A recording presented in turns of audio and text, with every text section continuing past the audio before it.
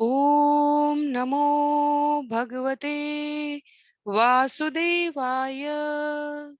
ॐ नमो भगवते वासुदेवाय। ॐ नमो भगवते वासुदेवाय। नारायणं नमस्कृत्य नरं चैव नरोत्तमं देवीं सरस्वतीं व्यासं ततो जयम् उदीरयेत्। शृण्वतां स्वकथा कृष्ण पुण्यश्रवणकीर्तन यद्यन्तस्तो यभद्राणि विदुनोति सुयत्स्यताम्। नष्टप्रायेष्वभद्रेषु नित्यं भागवत सेवया भगवत्युत्तमश्लोके भक्तिर्भवति नैष्टिकी। ॐ अज्ञानतिमिरान्धस्य ज्ञानाञ्जनशलाकया चक्षु उन्मीलितं येन तस्मै श्रीगुरुवे नमः। मूकं करोति वाचालं पङ्गुं लङ्घयते गिरिं यत्कृपातमहं वन्दे परमानन्दमाधवं।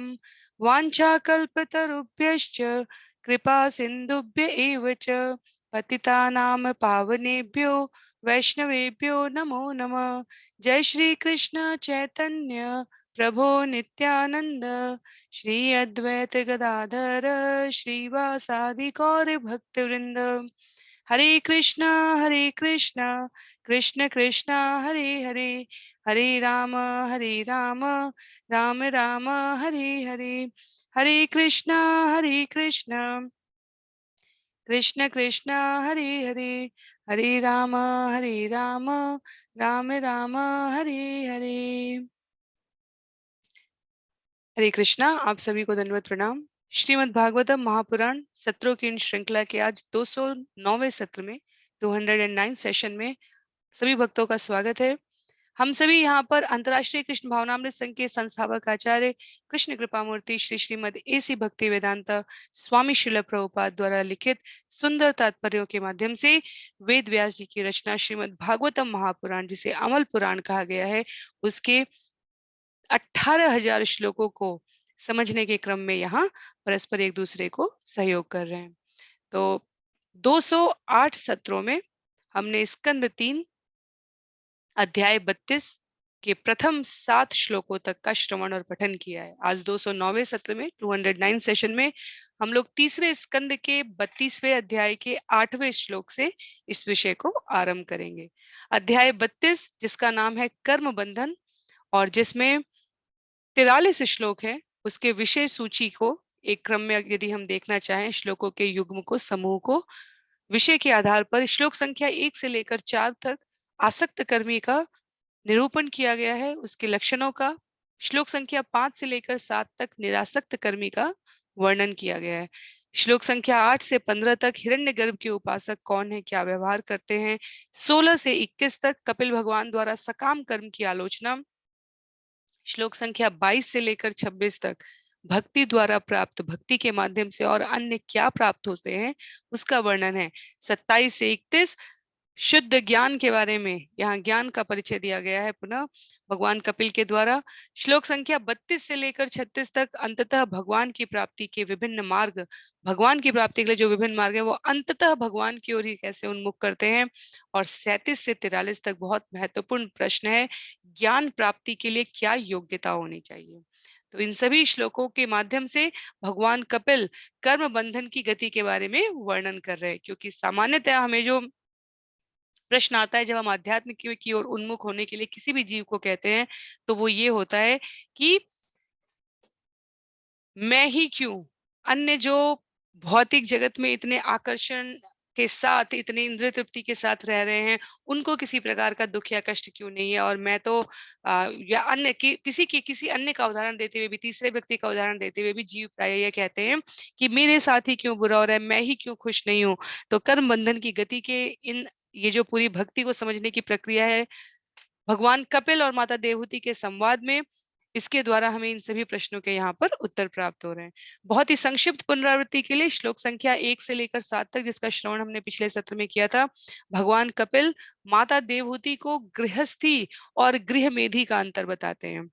जो केवल और केवल आर्थिक विकास तथा इंद्रिय तृप्ति की अपनी इच्छा पूरी करने के लिए कार्य करता रहता है, और इसके लिए वो श्रेय देगा, मैं तो परिवार के लिए कर रहा हूँ, मैं वो अपने आश्रितों के लिए कर रहा हूँ, और जिसके जीवन के केंद्र में भगवत प्राप्ति का लक्ष्य नहीं है।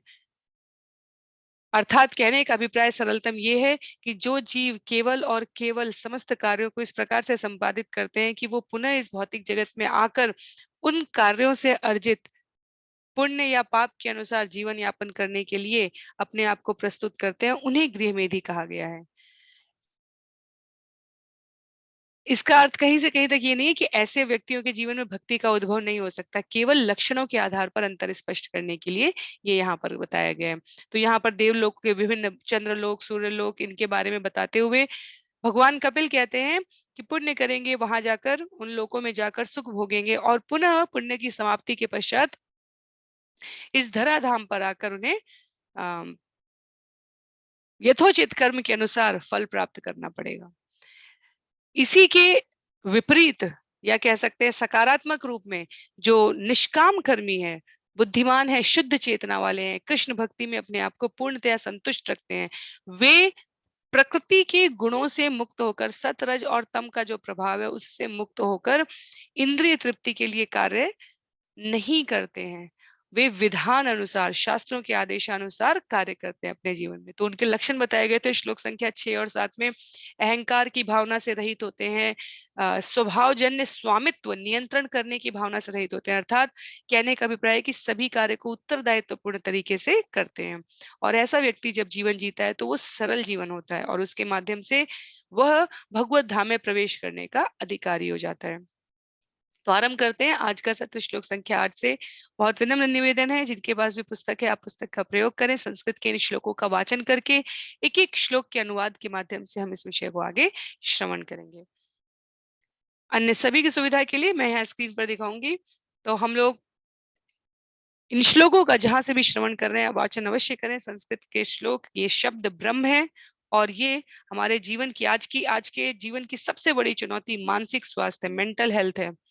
शारीरिक स्वास्थ्य को जो सम्यक तरीके से सुनिश्चित कर पाए। शारीरिक स्वास्थ्य भी अपने आप में एक चुनौती है, पर मानसिक स्वास्थ्य, मानसिक रोगियों की संख्या विश्व में बढ़ती जा रही है। संस्कृत के विभिन्न विश्वविद्यालयों में, यहाँ तक कि अब पश्चिम की जगत में विभिन्न स्कूलों में बच्चों से संस्कृत की प्रार्थनाओं का वाचन इसलिए करवाया जा रहा है ताकि जो शब्द हैं, जो तरंगे हैं, वो जीवन में सकारात्मकता का संचार कर सके। तो जब हमें ये अवसर यूं ही उपलब्ध है तो हमें इससे अपने आप को वंचित नहीं रखना चाहिए। इन श्लोकों का वाचन अवश्य करें। स्कंद 3 अध्याय 32 श्लोक संख्या 28 से। द्विपरार्धवसानेय प्रलयो ब्रह्मणस्तु ते तावत् अध्यासते लोकं परस्य परचिन्तका। द्विपरार्धवसानेय प्रलयो ब्रह्मणस्तु ते तावत् अध्यासते लोकं परस्य परचिन्तका। भगवान के हिरण्य गर्भ विस्तार के उपासक इस संसार में दो परार्धों के अंत तक रहे आते हैं, जब ब्रह्मा की भी मृत्यु हो जाती है। तो बिल्कुल आरंभ में इस श्रीमद् भागवतम के स्कंद 1 अध्याय 1 श्लोक संख्या 1 में हिरण्य गर्भ, भगवान का जो हिरण्य गर्भ विस्तार है, वेदों ने जिसको छायावाद तरीके से भगवान की उत्पत्ति का कारक बताते हुए प्रस्तुत किया है। भगवान कपिल कहते हैं कि जो हिरण्यगर्भ विस्तार के उपासक हैं, अर्थात जो लोग भगवान गर्भोदक्षाई विष्णु के पूर्ण अंश हिरण्यगर्भ के पूजक हैं, वे सीधे वैकुंठ नहीं जाते हैं। वे भी इस जगत में वो अन्यों की अपेक्षा लंबे जीवित रहते हैं, दीर्घायु तक जीवित रहते हैं। ऐसा लगता है दो परार्ध के अंत तक रहते हैं, पर जब ब्रह्मा की मृत्यु हो जाती है तो उनका भी ब्रह्मांड के साथ भगवान के भीतर ही विलय हो जाता है। तो कहने का अभिप्राय है कि इसी ब्रह्मांड में ब्रह्मा के जीवन काल तक सत्य लोक या अन्य किसी लोक में वैसे जीव रहे आते हैं, पर उसके पश्चात जब सारा ब्रह्मांड विलीन हो रहा है, तब वे भी विलीन हो जाते हैं। परस्य परचिंतकः शब्द प्रयोग हुआ है यहाँ पर, और श्रील प्रभुपाद कहते हैं केवल जो सदैव भगवान का चिंतन कर रहे हैं वे भगवान कृष्ण में जो 3 अवतार निहित है। जब हम पुरुष सूक्त की चर्चा कर रहे थे, ब्रह्मा जी द्वारा विस्तार सृष्टि के आरंभिक चरणों की प्रक्रिया में, तब वहां पर हमने महाविष्णु, गर्भोदक्षाय विष्णु, क्षीरोदक्षाय विष्णु के बारे में श्रवण किया था। तो महाविष्णु जी कारणोदक्षाय विष्णु भी कहते हैं समस्त ब्रह्मांडों के जो सृजक और संहार करता है। एक ब्रह्मांड के जो सृजक और संहार करता है वो गर्भोदक्षाय विष्णु है, और प्रत्येक जीव के भीतर जो रहते हैं वो क्षीरोदक्षाय विष्णु है। तो ब्रह्म संहिता में भी, ब्रह्म संहिता वास्तव में क्या है, भगवान ब्रह्मा जी द्वारा भगवान की प्रशस्ति गान को ब्रह्म संहिता कहा गया है। तो वहां पर कहा गया है रामादि मूर्तिषु कला नियमेन तिष्ठन्। तो क्या है, राम आदि मूर्तिषु कला नियमेन, अपने विभिन्न अंशों अंशांशों के साथ, जैसे नरसिंह भगवान हो गए, राम हो गए, भगवान राम हो गए, वामन देव हो गए, विष्णु, नारायण, इन सब के साथ जो सदैव विराजमान है। तो परस्य चिंतका जो हिरण्यगर्भ के उपासक हैं, वो ब्रह्मांड के विलीन होने के साथ 2 परार्धों के साथ उनकी भी मृत्यु हो जाती है, पर जो परस्य पर चिंतका है, सदैव भगवान का चिंतन करने वाले हैं, वे भगवान के वैकुंठ में प्रवेश करते हैं। जो गर्भोदक्षाई हिरण्यगर्भ के पूर्ण अंश जो भगवान विष्णु के रूप में है, उनके उपासक हैं, वो प्रलय तक इसी ब्रह्मांड में रहते हैं, प्रलय तक, अंत तक। उसके पश्चात जब ब्रह्मा आदि के साथ, तब वो वैकुंठ में पहुंचते हैं। तो ये अंतर है।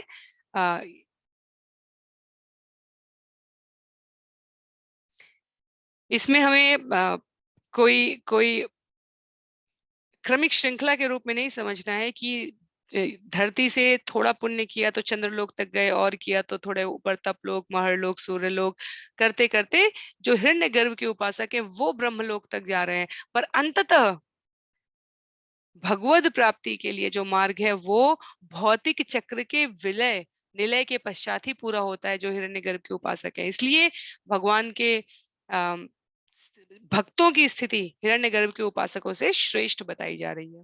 तो ये पुनः ये कोई भौतिक अहंकार नहीं है, ये क्रमिक विकास है। जिस स्तर तक हम भगवान के साथ अपना संबंध करेंगे, उतनी हमारे जीवन में भगवान के साथ समीपता, निकटता आती है।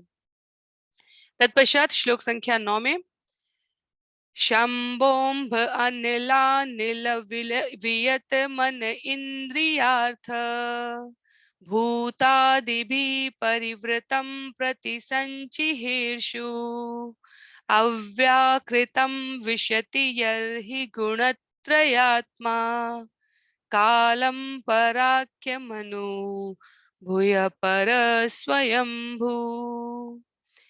क्या कहा जा रहा है? तो पहली पंक्ति में तो सारे शब्द एक साथ हैं। क्षमाम्भो नल नल नील वियन्मन इंद्रियार्थ, अनल और अनिल को मिला के अनिलानिल, वियत मन इंद्रियार्थ, भूतादिभिः परिवृतं प्रति संचिहीर्षु अव्याकृतं विशति यर्हि गुणत्रयात्मा कालं पराख्यमनुभूय पर स्वयंभू। तो ब्रह्म संहिता का मीटर है यहाँ पर। त्रिगुणात्मिका प्रकृति के निवास करने योग्य 2 परार्धों के काल का अनुभव करके श्री ब्रह्मा इस ब्रह्मांड का जो पृथ्वी, जल, वायु, अग्नि, आकाश, मन, अहंकार आदि के आवरणों से ढका हुआ है, संहार कर देते हैं और भगवान के पास चले जाते हैं।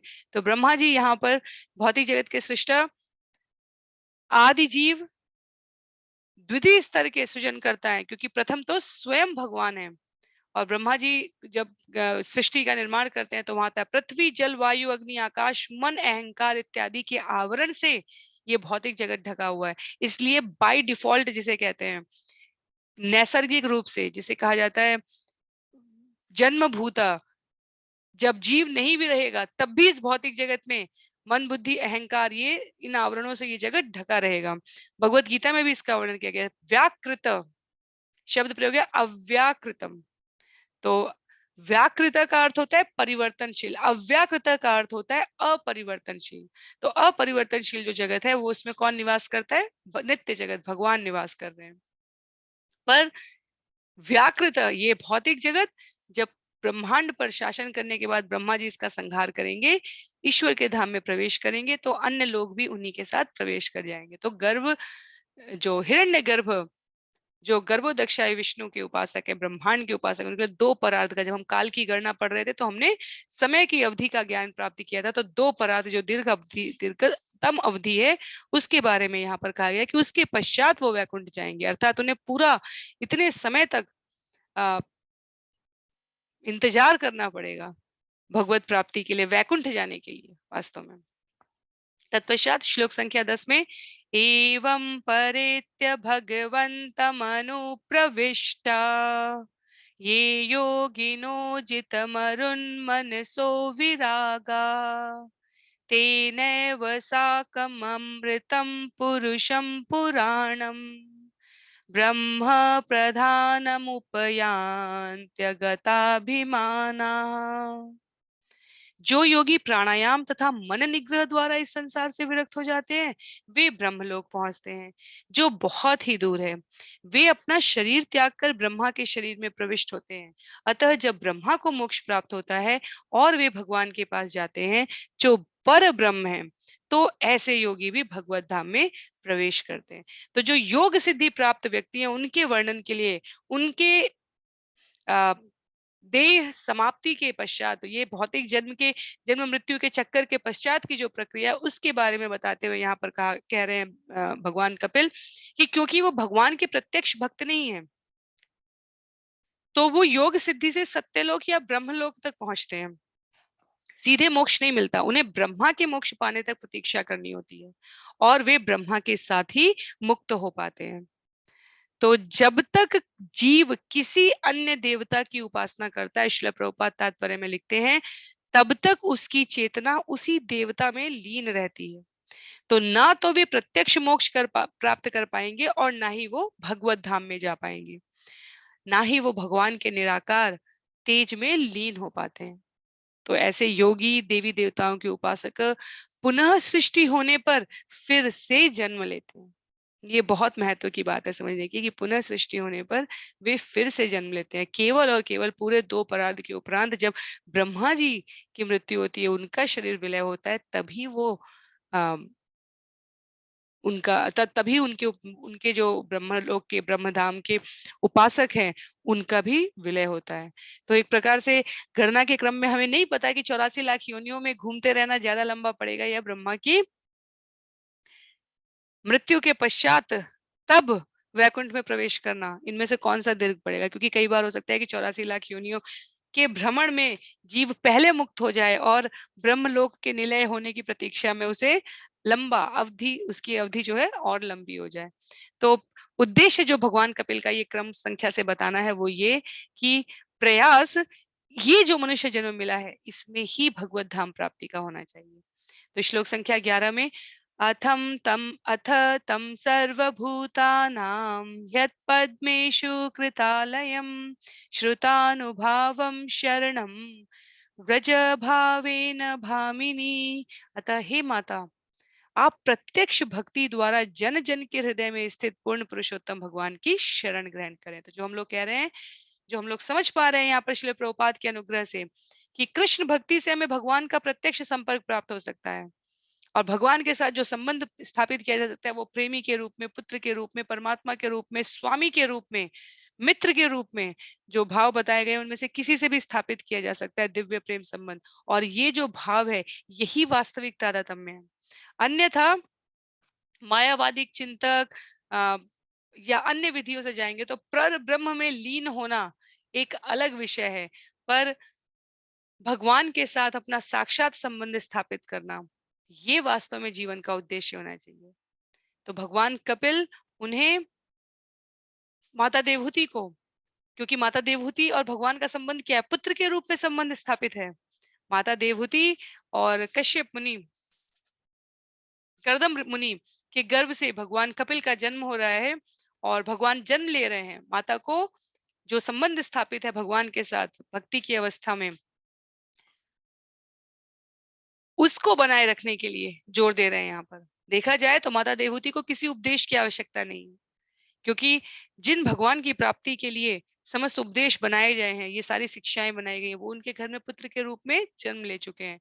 तो श्रील प्रभुपाद लिखते हैं कि कपिल देव उन्हें इसी अवस्था में बने रहने की सलाह देते हैं।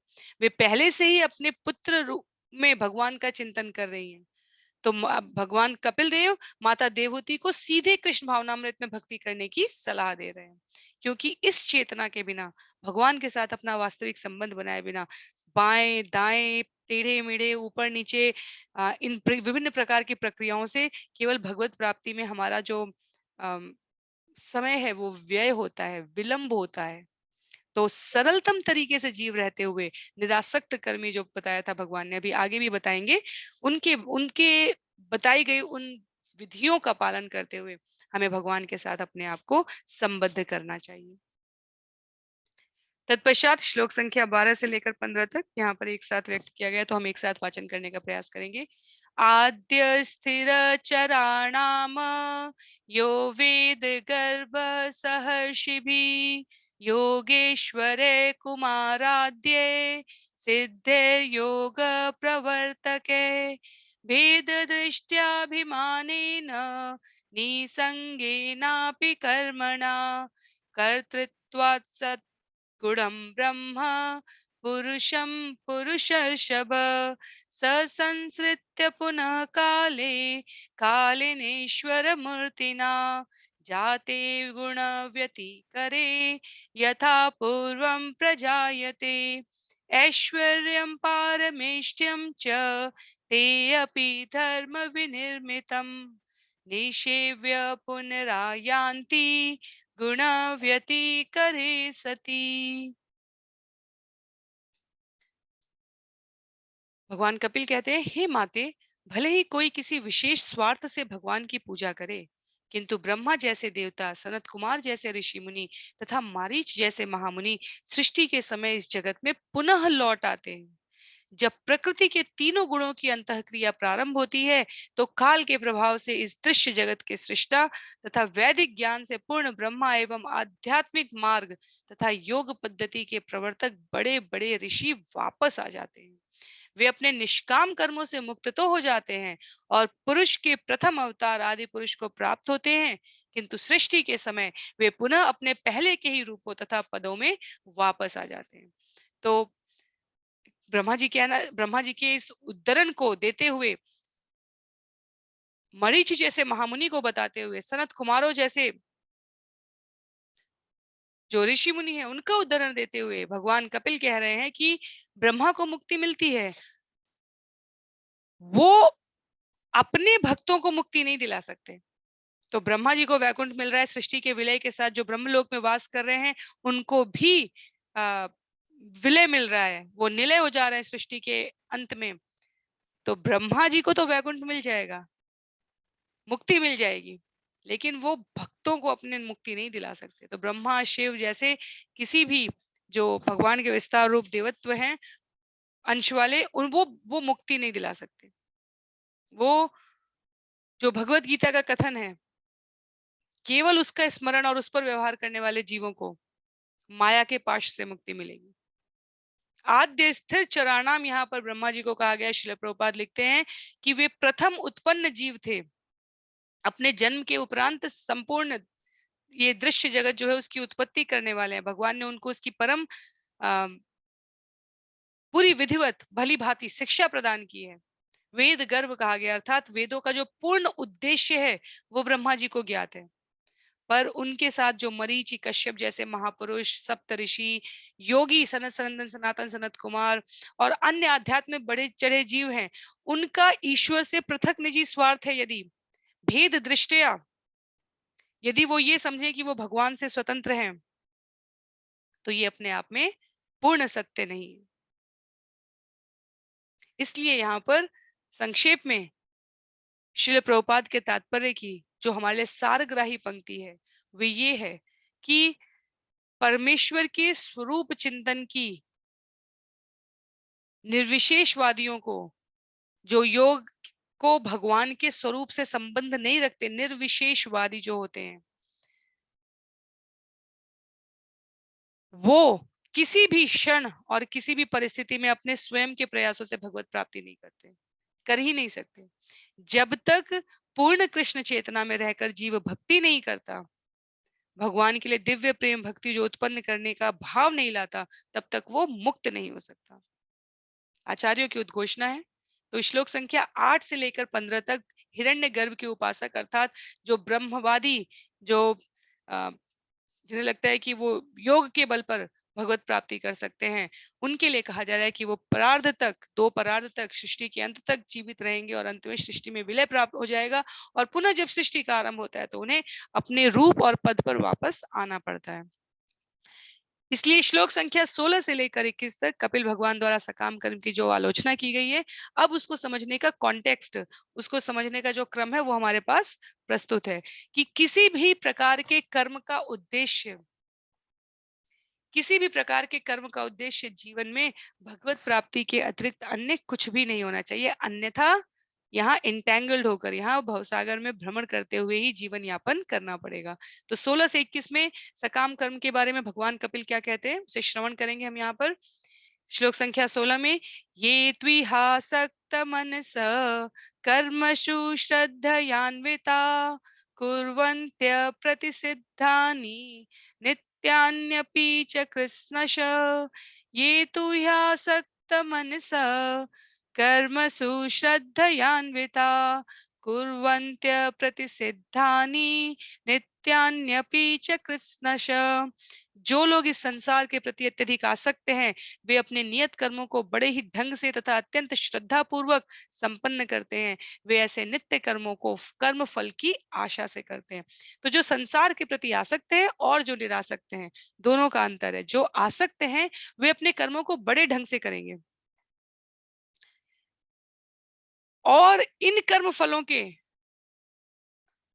परिणाम स्वरूप वो जो फल होता है उसको भोगने के लिए भी बड़े ही व्यग्र रहते हैं।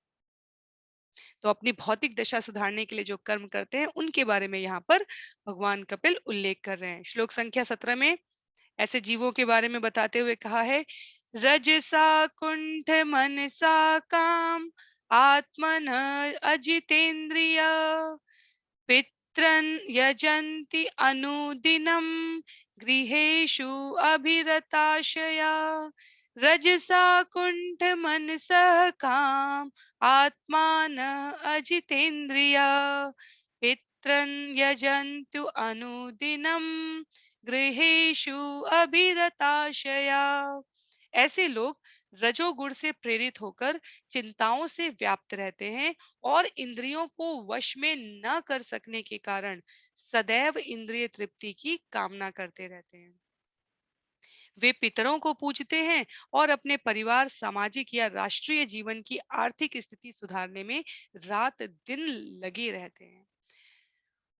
तो वो कर्म कर रहे हैं, नियत ढंग से कर रहे हैं, बिल्कुल भौतिक जगत के नियमों के अनुसार कर रहे हैं और परिणाम स्वरूप क्या होता है? क्या वो आशा क्या करते हैं? इस भौतिक जगत के सुख की आशा करते हैं और इस सुख के आशा करने के क्रम में वो रज से पूर्णतया हमने भी जब सतरज और तम का वर्णन भगवत गीता में पढ़ा है तो रजोगुण में जो व्यक्ति होते हैं, वे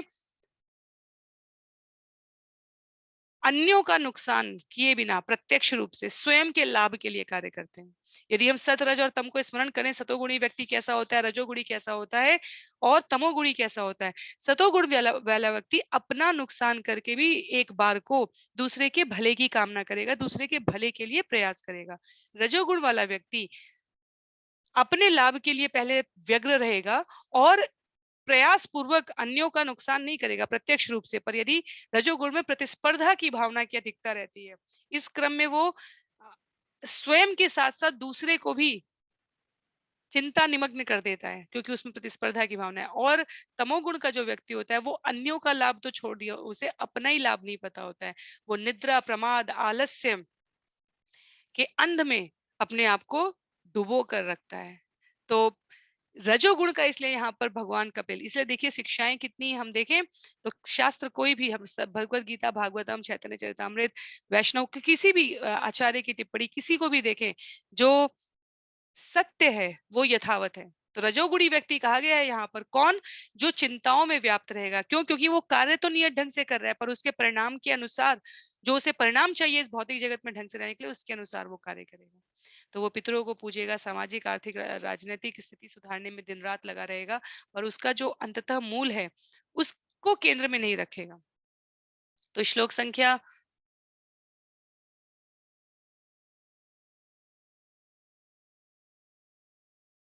श्लोक संख्या 18 में इस विषय को आगे बढ़ाते हुए भगवान कपिल कहते हैं, त्रैवर्गिका ते पुरुषा विमुखा हरिमेधस कथायाम कथनीयो रु विक्रमस्य मधुद्विष।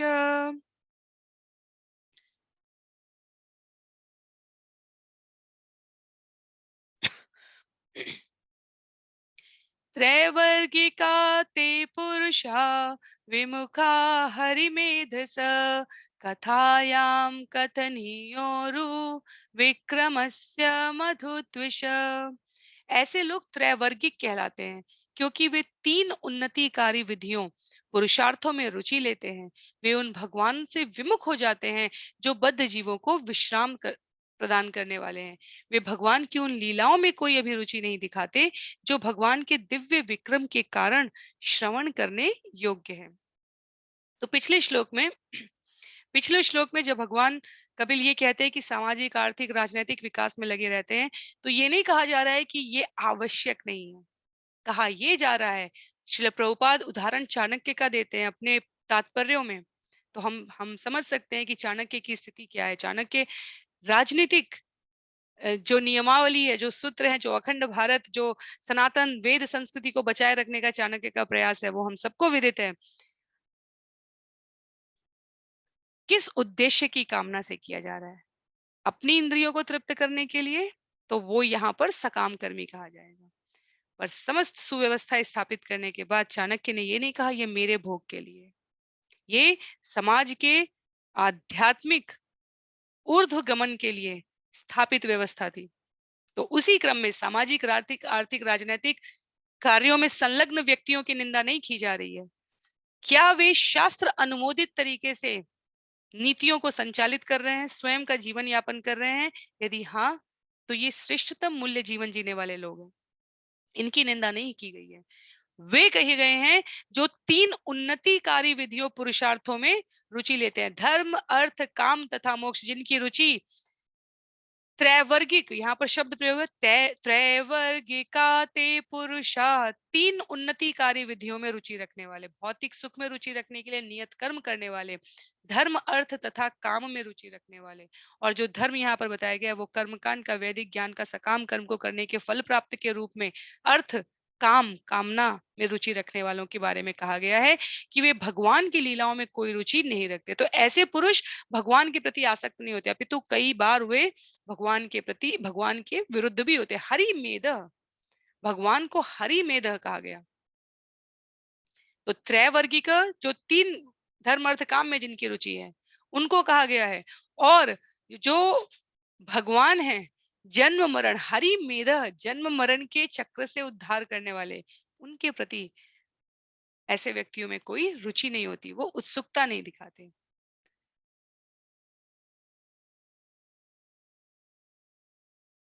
श्लोक संख्या 19 में,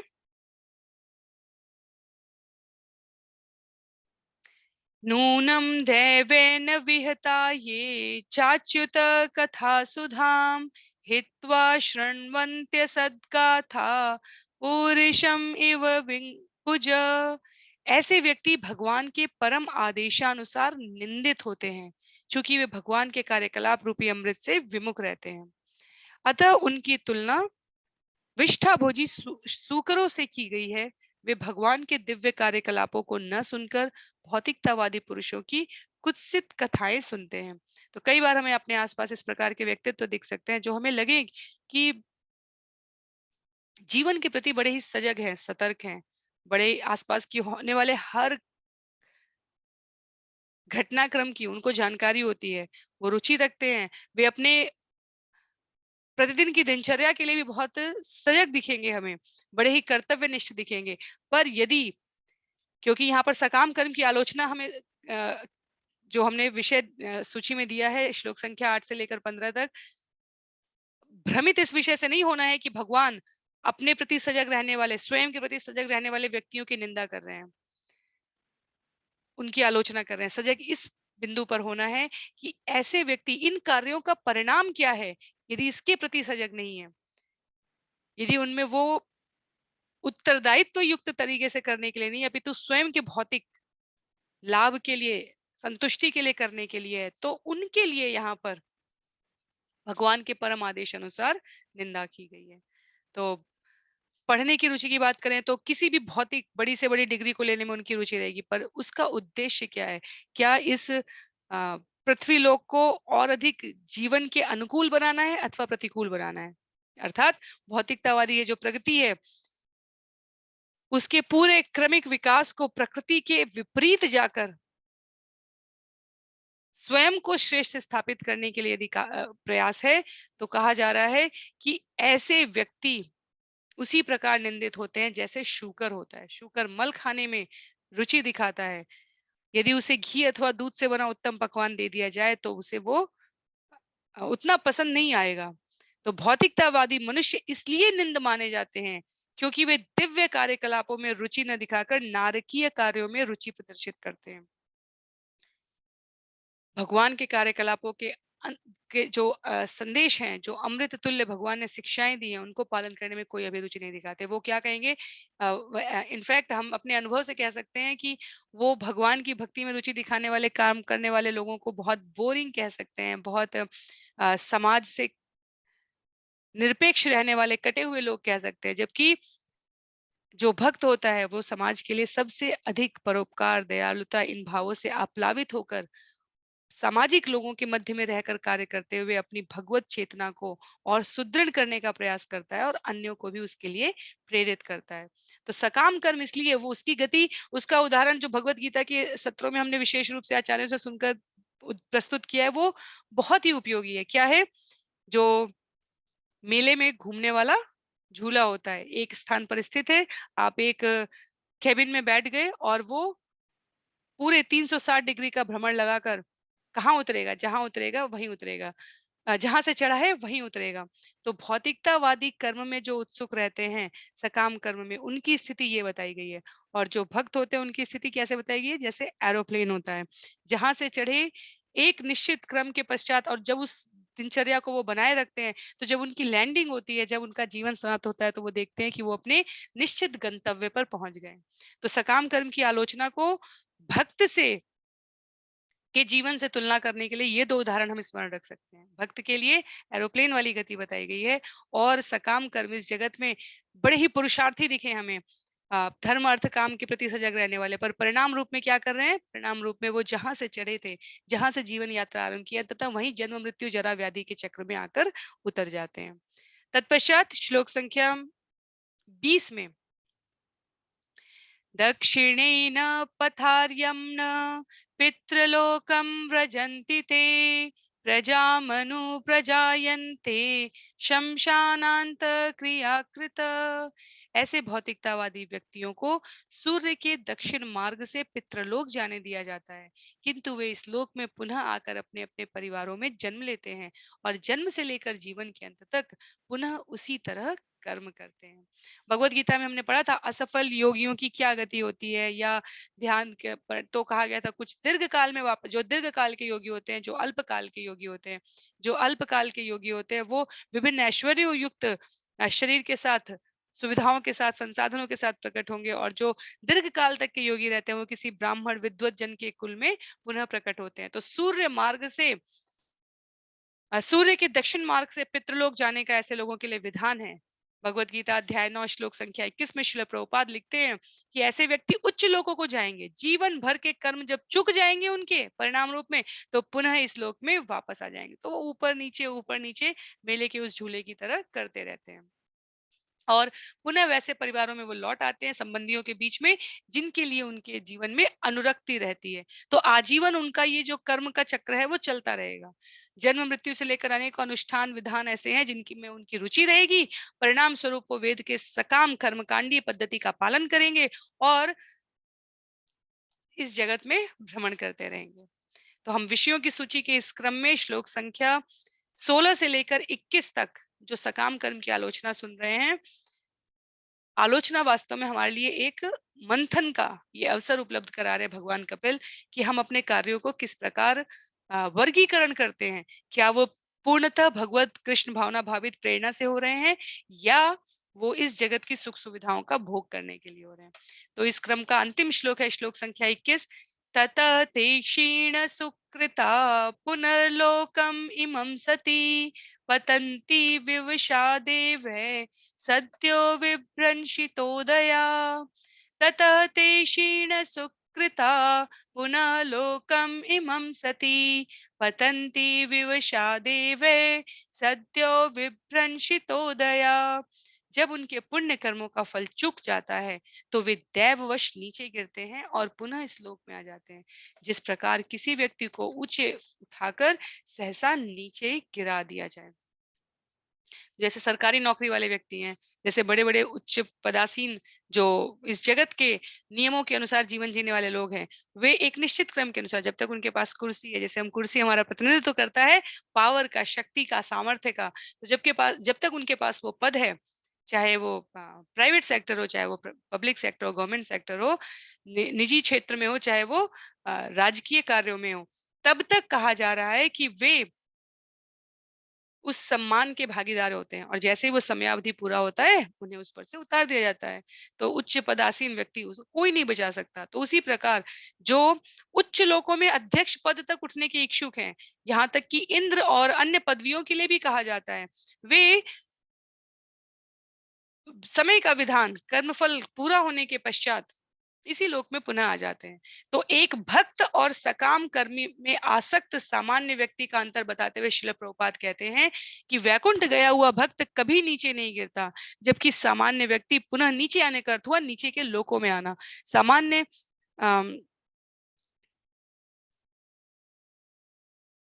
हरे कृष्णा। सामान्य सामान्य व्यक्ति जो है वैकुंठ गया व्यक्ति अर्थात जो भक्त है और सकाम कर्म में आसक्त जो सामान्य व्यक्ति कहा गया उसे सामान्य कहा गया है। वो उच्चतम लोक ब्रह्मलोक तक ही क्यों ना चला जाए। आ ब्रह्म भुवनन लोका, भगवत गीता में भगवान कहते हैं भले ही वो कितने ही उच्च लोक को प्राप्त करे उसे पुनः नीचे आना पड़ता है। लेकिन अध्याय 8 श्लोक संख्या 16 में श्रील प्रभुपाद लिखते हैं भगवान ने अर्जुन को आश्वस्त किया है, पुष्टि किया है। मामुपेत्य तु कौन्तेय पुनर्जन्म न विद्यते। हे कौन्तेय, जो मेरे धाम को प्राप्त करता है वह इस संसार में पुनः वापस नहीं आता। तो हम पर निर्भर करता है समय, साधन और संसाधन की उपलब्धता होने के पश्चात, ये मनुष्य जीवन प्राप्त होने के पश्चात, ये ज्ञान श्रवण करने के पश्चात कि हम अभी भी अपने आप को त्रैवर्गिका पुरुषार्थों में प्रवृत्त करना चाहते हैं या इस भौतिक जगत के इस सकाम कर्म के परिणामों से स्वयं को निवृत्त करके भगवत भक्ति में प्रवृत्त होना चाहते हैं। तो श्लोक संख्या 22 से लेकर 26 तक भक्ति के द्वारा अन्य क्या क्या लक्ष्य प्राप्त हो सकते हैं उसका वर्णन बताया गया है। तो श्लोक संख्या 22 में भगवान कपिल कह रहे हैं तस्मात् त्वं सर्वभावेन भजस्व परमेष्ठिनं तदगुणाश्रयया भक्त्या भजनीय पदाम्बुजम्। तस्मात् त्वं सर्वभावेन भजस्व परमेष्ठिनं तद्गुणाश्रयया भक्त्या भजनीय पदाम्बुजम्। अतः हे माता, मैं आपको सलाह देता हूं कि आप भगवान की शरण ग्रहण करें जिनके चरण कमल पूजनीय हैं। इसे आप समस्त भक्ति तथा प्रेम से स्वीकार करें क्योंकि इस तरह से आप दिव्य भक्ति को प्राप्त हो सकेंगी। परम इष्ठी नाम माता देवहूति को हमने श्रवण किया कि भगवान कपिल ने कहा कि इसी प्रकार आप अपने आप को व्यस्त रखिए भगवत चिंतन में। किस प्रकार? ये जो पुत्र माता का संबंध है, इसका चिंतन करते हुए। और यहाँ माता देवहूति के माध्यम से समस्त प्राणी मात्र को कह रहे हैं, मैं आपको सलाह देता हूं कि आप भगवान की शरण ग्रहण करें। क्यों? क्योंकि जब आप समस्त भक्ति, पूर्ण आश्रय और प्रेम से इसे स्वीकार करेंगे तो आपको दिव्य भक्ति प्राप्त होगी। सर्व भावेना, प्रेमानुभूति से। भगवान सबके परम सुहृदय सुहितैषी है। और यदि हम भगवत गीता को स्मरण करें, चतुश्लोकीय गीता, अध्याय 8 श्लोक संख्या 8 से लेकर अध्याय 10 श्लोक संख्या 8 से लेकर 11 तक, वहां कहा गया है,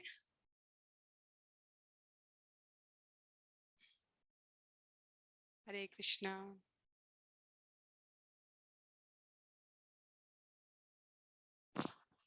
मत चिदा, मुझ में जो चित्त लगाते हैं, मत भावे ना, मेरे अंदर, मेरे लिए जो प्रति क्षण स्मरण कर रहे होते हैं, अनुभव कर रहे होते हैं, मेरे भाव से जो अप्लावित होते हैं, वो जीवन की चरम सिद्धि, एकमात्र साधन कृष्ण भावनामृत चेतना के द्वारा मुझे प्राप्त कर सकते हैं। तो इन सारी बातों का, इन सारे संवाद का, सकाम कर्म की आलोचना का, निरासक्त भक्ति की श्रेष्ठता का, आसक्त युक्त कर्मी की निंदा करने का, इन सब का औचित्य क्या है? इस श्लोक तक पहुंचने में, इस क्रम में कर्म बंधन से अपने आप को मुक्त करने के लिए अध्याय का नाम है कर्म बंधन।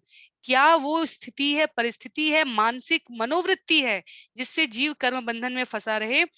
उससे अपने आप को विलग करने का यहाँ भगवान कपिल का ये आदेश है। क्यों? क्योंकि भक्ति के द्वारा, आदेश है, उपदेश है, इन्हें हम जिस रूप में लेना चाहें। क्यों?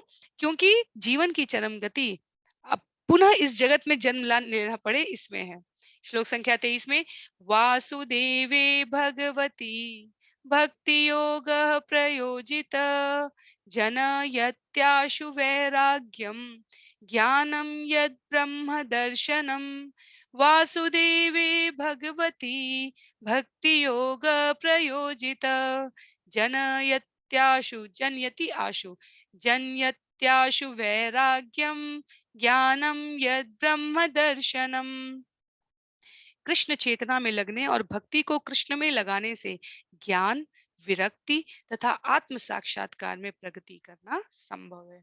तो जो बड़े बड़े श्लोकों को याद करके वेद के पंडित बनकर ये कहते हैं कि भक्ति तो अल्प ज्ञानियों के लिए है।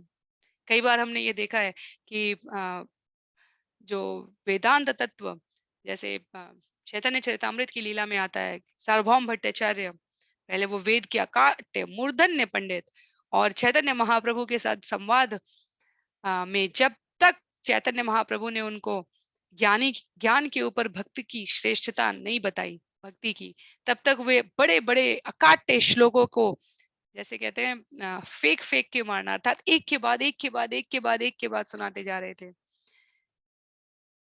उन लोगों को लगता है कि करताल, मृदंग या अन्य वाद्य यंत्रों को बजाकर हरिनाम जाप करना, ये तो मूढ़, अल्पज्ञ या आलसी लोगों के लिए। समस्त वेदों का सार, समस्त वेदों के रचयिता वेद व्यास मुनि वेदांत सूत्र के पश्चात भगवत गीता, भागवतम, इन ग्रंथों को इसलिए प्रस्तुत करते हैं। क्यों? क्योंकि जब हम बड़े बड़े लफाजेदार भाषा में, चाहे किसी भी साहित्य की भाषा हो, हिंदी की, अंग्रेजी की, यदि विषय को स्पष्ट ना कर सके तो वो सामान्य जन को उस विषय की गंभीरता के प्रति आकृष्ट नहीं करेगा। तो भक्ति वो सरलतम तरीका है। पूरे वेदों का सार क्या है? वेद में क्या है? भगवान के वचन है। और वेदों का सार क्या है? भगवत प्राप्ति। पर अगर श्लोकों में ये स्पष्ट नहीं कहा गया तो उनको पढ़ने के, पहली बात तो पढ़ने का समय नहीं है, पढ़ भी लिया तो उसका जो औचित्य है उससे अपने आप को संबद्ध नहीं कर पाएंगे। क्यों? क्योंकि थ्योरेटिकली, सिद्धांत रूप से ज्ञान प्राप्त करने का, किसी भी ज्ञान को, मेडिकल की सारी बुक्स पढ़ ली जाए, लॉ की सारी बुक्स पढ़ ली जाए, इंजीनियरिंग की सारी ब्रांचेस की सारी शाखाओं की किताब पुस्तकें पढ़ ली जाए, पर यदि उसका व्यवहारिक प्रयोग ना करने का अवसर मिले तो क्या औचित्य है? जीव को अपनी समस्त वृत्तियों के साथ, इंद्रियों के साथ भगवत सेवा में अनुरक्त हो जाना चाहिए। ये समस्त वेदों का सार है। क्योंकि भगवान न इति, भगवान के आगे कुछ भी नहीं है। यहाँ पर वेद समाप्त हो जाते हैं, नेति नेति कहकर, न इति, अब इसके बाद कुछ नहीं है। अब हम क्या करें? इन चर्म चक्षुओं से भगवान के दर्शन तो नहीं होने जा रहे हैं हमें, तो हम क्या करें? इसके लिए भक्ति की व्यवहार परक, मूल्य परक व्याख्या आचरण में आचार्यों ने करके प्रस्तुत की है। और इसलिए यहाँ पर भगवान कपिल के इस उपदेश से जो तात्पर्य, सारग्राही तात्पर्य यहाँ पर श्रील प्रभुपाद लिखते हैं, वो कहते हैं जो समग्र कृष्ण चेतना से भक्ति में लगा रहता है, उसके लिए, उसको वैराग्य के लिए अलग से प्रयत्न करने की आवश्यकता ही नहीं है। अविचल भाव से भगवान की भक्ति में लगे रहने वाले व्यक्ति में देवताओं के गुण स्वतः आ जाते हैं। इसीलिए अध्याय 16 में उसे दैवीय गुण कहा गया है। कोई ये खोज नहीं कर सकता कि ये गुण भक्तों में कैसे आते हैं, पर आते ही आते हैं। विनम्रता, क्षमा, दया, सहनशीलता, इंद्रिय निग्रह, शौच, पवित्रता, दानशीलता, परोपकारिता, ये सब गुण स्वतः आ जाते हैं। तो जो लोग दिव्य ज्ञान प्राप्त करके उसे व्यवहार में उतारना चाहते हैं, भक्ति उनके लिए है। इसलिए भक्ति को ज्ञान से श्रेष्ठ बताया गया है। सिद्धांत से व्यवहार परक शिक्षा हमेशा ज्यादा रहेगी। और जो उदाहरण हमेशा दिया जाता है, बहुत ही सरल सा उदाहरण है। आरंभिक सत्रों में हमने इस उदाहरण को कई बार प्रयोग किया था। आज उसका सही अवसर भी है। उदाहरण क्या होता है कि एक गांव से एक छात्र कहता है काशी जाकर वो वेद वेदांग का अध्ययन करके पंडित अकाट्य मूर्धन्य पंडित विद्वान होकर आना चाहता है। और वो 12 वर्ष तक तो पहले व्याकरण ही पढ़ता है, उसके पश्चात 3-3 वर्ष का एक एक वेद होता है, फिर अन्य जो शाखाएं हैं उनको सबको पढ़ के जब वो वापस लौटता है तो उसके आसपास के जो मित्र होते हैं उन्होंने पूछा तुमने क्या किया? उन्होंने बोला मैंने अनेकों प्रकार की सिद्धियां प्राप्त कर ली हैं। मैं पानी में चल सकता हूँ, मैं हवा में उड़ सकता हूँ। और इस प्रकार लोगों ने जब कहा तो उन्होंने कहा कि एक उदाहरण दिखाओ। तो वो नदी के किनारे जाते हैं, पानी में चल के दिखा सकता हूँ। और जब वो पानी पे चलता है तो लोग आश्चर्य करते हैं। तो वहीं पर एक जो मछुआरा मित्र था, उसने कहा तुमने 25 वर्ष लगाकर पानी पर चलना सीखा है, मैं 2 कौड़ी में इसको पार करा सकता हूँ। तो यहाँ यहाँ सिद्धि की लघुता स्थापित करने की बात नहीं की जा रही है। यहाँ इतने बहुमूल्य समय का वास्तविक प्रयोग कैसे किया जाए, इसको व्यक्त करने के लिए ये उदाहरण समझने की आवश्यकता है। तो श्लोक संख्या 24 में यदास्य चित्तमर्थेषु समेष्विन्द्रिय वृत्तिभिः न विगृहतीति वैषम्यं प्रियम अप्रियमित्युत। यदास्य चित्तमर्थेषु समेषु इन्द्रिय वृत्तिभिः न विगृहति वैषम्यं प्रियम अप्रियम इति उत। उच्च भक्त का मन इंद्रिय वृत्तियों में समदर्शी हो जाता है और वह प्रिय तथा अप्रिय से परे हो जाता है। नामदेव, तुकाराम, एकनाथ महाराज, नरसिंह मेहता, तुलसीदास, माताओं में बहुत सारे उदाहरण हैं। सबके सबके मनोवृत्ति एक ही स्तर पर थी। क्या? प्रिय तथा अप्रिय से परे हो जाना है। इंद्रिय वृत्तियों को सुख से ना वंचित करना, ना उनके लिए अतिरिक्त प्रयास करना, समदर्शी हो जाना। तो ये जो सिद्ध भक्त का भाव है, ये प्रकट हो जाता है उच्च भक्त में। सुदामा हो गए, प्रहलाद महाराज हो गए। व्यवहारिक जगत कलयुग के उदाहरण से लेकर यदि हम पीछे के लोकों में भी जाएं, पूर्ववर्ती समय में भी जाएं, तो वो व्यक्ति जो उच्च भक्त के भाव में स्थित है, सदैव भगवान की प्रसन्नता के लिए कार्य करता है। और भगवान की प्रसन्नता के कार्य करने का अर्थ हुआ प्राणी मात्र की सेवा में अपने आप को उन्मुख करना, अपेक्षा और उपेक्षा से परे हो जाना। इसने मेरे लिए सुंदर वचन कहे इसलिए ये मेरा निकटस्थ मित्र हो सकता है, उसने मेरी निंदा की इसलिए वो मेरा अप्रिय हो गया या वो मेरा अप्रिय चाहता है, नहीं। कहा गया है वो समदर्शी होता है, गुणात्मक रूप से वो भगवान के समान हो जाता है।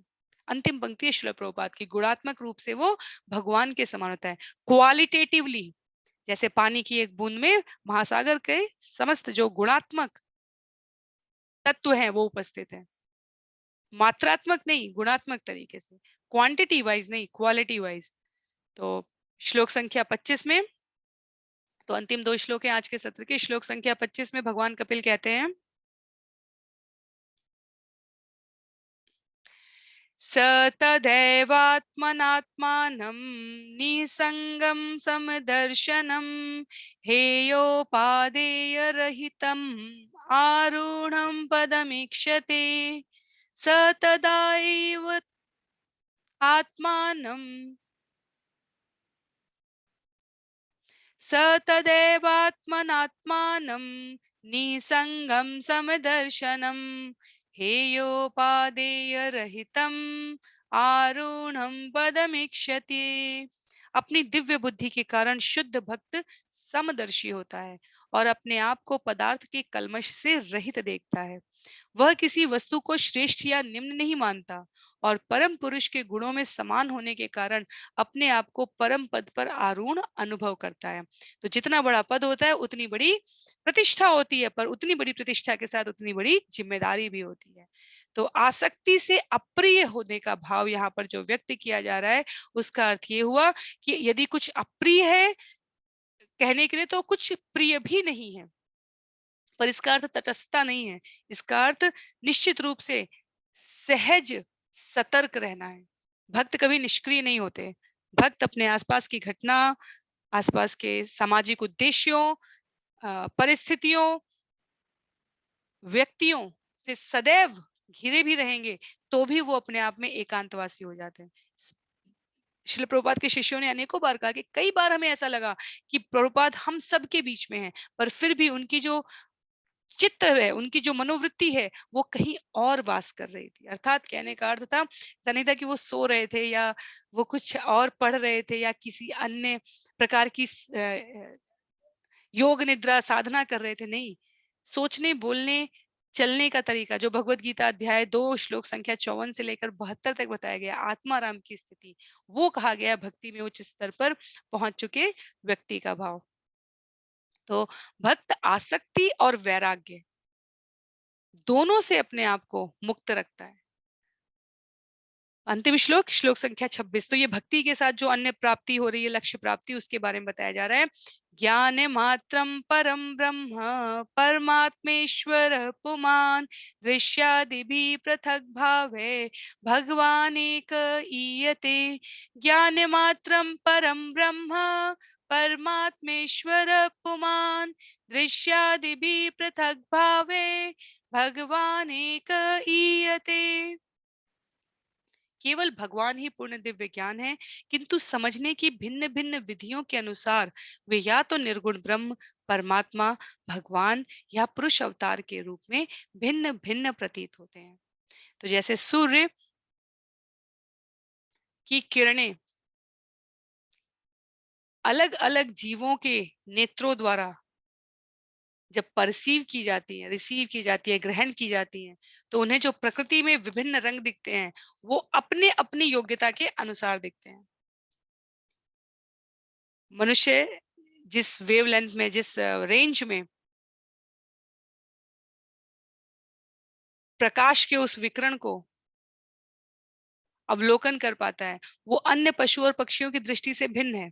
तो इसलिए यहाँ पर कहा गया है कि भगवान को समझने की भिन्न भिन्न विधियों के अनुसार वे निर्गुण हो सकते हैं, वे अवतार हो सकते हैं, वे परमात्मा हो सकते हैं, या वे पूर्ण पुरुषोत्तम भगवान हो सकते हैं। ये हमारी सामर्थ्य पर निर्भर करता है कि हम उनको कहाँ तक समझने के लिए प्रस्तुत कर रहे हैं अपने आप को। तो अष्टांग योग पद्धति से जो भगवान परमात्मा प्रतीत हो रहे हैं, या किसी नास्तिक को जो उच्च सत्ता है पर भगवान के स्वरूप के बारे में स्थिति स्पष्ट नहीं है, या भक्त को जो पर प्राणी मात्र में भगवान की उपस्थिति का अनुभव कर सकते हैं, ये अपने अपने क्रमिक विकास में जीव की गति पर निर्भर कर रहा है। पर अंततः जो भगवान को जानने के लिए भक्ति योग का मार्ग अपनाते हैं, उनके लिए कुछ भी अगम्य नहीं है। वो कुछ भी ऐसा नहीं है जिसको ना जानते हो भगवान के बारे में। इतना बड़ा गोवर्धन पर्वत उठ गया, इतने असुरों का उद्धार किया भगवान ने, ब्रह्मा से लेकर इंद्र जैसे देवताओं तक को सबक सिखाया उस समय उनकी परिस्थितियों में, माया से आबद्ध जीव के रूप में जब वो व्यवहार कर रहे थे।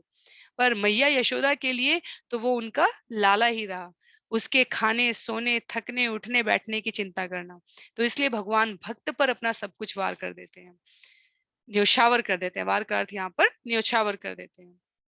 हमें समझने के लिए जो व्यवहारिक रूप से सिद्धांत है, जहां जिस परिस्थिति में कर्म से हम विमुख नहीं हो सकते। अपने समस्त कर्मों को हमें भगवान की ओर उन्मुख करना है, उनको समर्पित करना है और अपेक्षा-उपेक्षा के भाव से बहुत कठिन ये जो अंदर से अर्ज होती है, जिसे हम कहते हैं कि ये रोक पाना इस भाव को, उसने मेरी उपेक्षा कर दी या मैंने उसके साथ ऐसे किया, उसने क्यों नहीं किया, ये अपेक्षा, इन दोनों से अपने आप को पार कर पाना, ये प्रयास पूर्वक होता है। तो हमें ये नहीं समझना चाहिए कि वही विषय बताया जा रहा है, नहीं, विषय को समझने में बहुत भिन्नता है। अलग-अलग परिवार में व्यवहारिक रूप से भी हम देखें तो समस्याएँ घुमा-फिरा कर एक जैसी दिखेंगी, पर उनके साथ टैकल करना, उनके साथ व्यवहार करने की जो बुद्धि है, वो अपनी-अपनी समझ के अनुसार प्राणी करता है। उसी प्रकार से भक्ति के अतिरिक्त अन्य जितने भी मार्ग लोग अपनाना चाहें, अपनी-अपनी मति के अनुसार, वो दीर्घकालिक प्रभाव नहीं देंगे। तो भक्ति करने की जो सर्वश्रेष्ठ चरम सिद्धि अवस्था है, उसके बारे में समस्त आचार्य ये विभिन्न-विभिन्न सिद्धांत और दर्शन प्रस्तुत करके हमें प्रेरित कर रहे हैं। तो श्लोक संख्या 26 तक ये भक्ति के लक्ष्य के बारे में था। श्लोक संख्या 27 से हम इस विषय को अगले सत्र में श्रवण करने का प्रयास करेंगे, जहाँ ज्ञान, भगवान की प्राप्ति के मार्ग, ज्ञान प्राप्ति के लिए क्या योग्यता है, इन सब का उल्लेख किया गया है। तो ये स्कंद 3 का दूसरा अंतिम अध्याय है। इसके पश्चात केवल एक अध्याय बचेगा, अध्याय 33। तो इस अध्याय के पश्चात अंतिम अध्याय की समाप्ति पर कुछ दिनों के पश्चात आप सभी को स्कंद 3 के जितने भी पठनीय बिंदु हैं, अध्याय के क्रम के अनुसार वो जहाँ भी आप जुड़े हैं व्हाट्सएप और टेलीग्राम से, वहाँ उपलब्ध कराए जाएँगे और उसके पश्चात हम स्कंद 4 की ओर भगवान की कृपा से पढ़ेंगे। तो अब तक के जो श्लोकों की संख्या जो हम कहते आए हैं, अ, स्कंद 3 तक 1379 श्लोक इस अध्याय के बाद है और इसके पश्चात 37 श्लोक जो अंतिम अध्याय है, अध्याय 33 उसमें है। तो करीब-करीब ये 2600 के आसपास की ये श्लोक है हमारे। तो ये 18,000 का कुछ प्रतिशत जो हम कह सकते हैं, वो यहाँ पर 15 से 20% हम यहाँ पर स्कंद 3 की स्कंद 3 तक का अध्ययन भागवतम का बहुत आवश्यक अध्ययन है। तो इसकी पुनरावृत्ति हम किस प्रकार करेंगे, उसके लिए शीघ्र ही आप सबको सूचित किया जाएगा। पर इन विषयों को हमें अपने व्यवहार में लाने का स्मरण करके सतत अभ्यास के द्वारा प्रयास करना है, क्योंकि इन सत्रों की उपयोगिता इसी में है, जब तक हम इसे अपने व्यवहारिक प्रयोग में न लेकर आ जाएं।